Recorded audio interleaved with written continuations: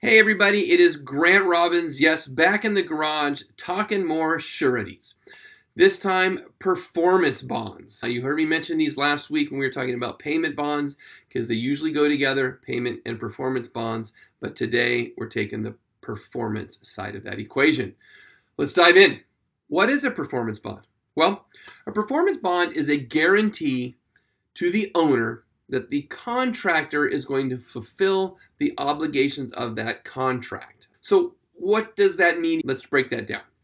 If a contractor is hired to build a building and in the middle of it they stop doing the work or not performing or something, whatever, maybe they just left town or something happened, the owner is then left with a half-built building. What do? What is their recourse? Well, without a bond they would be just taking legal action, which no one wins in that situation. But with a performance bond they have that bucket of money that is set aside for them to use to complete the project. Okay, that is the nuts and bolts of a performance bond.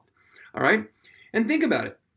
If you're an owner, you have spent probably years developing your idea, getting it designed with architects and engineers, gone through a lengthy permitting process, paid permitting fees, bid out the project maybe, or negotiated something and written a contract with the general contractor, and you're about to start the most risky part of that entire process, construction.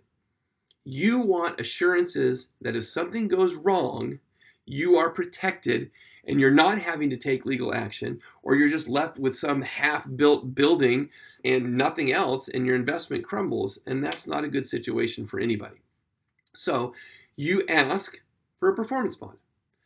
And how do we get those? Well, as a general contractor, you go get the performance bond at the beginning of the project before you start for the full value of the contract, but it only costs you a fraction of that amount, around 1% or more or less, depending on your bonding rate, to get a bond, a performance bond for the project. And that is the surety and guarantee that you give to the owner. Now, general contractors, don't forget, go get bonds for your high dollar subcontractors. If they don't perform, and you don't have a performance bond with them, then you could be looked at by the owner as not performing because of that sub, and they might want to start to call the bond. But if you had a bond on that subcontractor, a performance bond, you could call that bond and have their work completed, thereby making you look good to the owner and not have anybody starting to look at your bond to call. So, diving in, a bond is a way for an owner to have a guarantee that the general contractor is going to complete the obligations of their contract. That is the important part of it. Now, there's a little ancillary benefit. It's an incentive to the general contractor to finish the project if they have a performance bond. Because if they don't, and they call the bond, the general contractor is obligated to pay back the full value of the bond.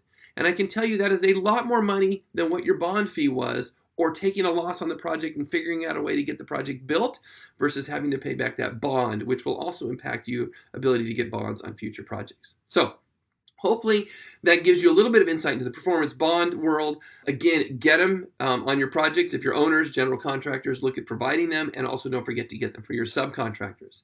Chat with you next time. Take care.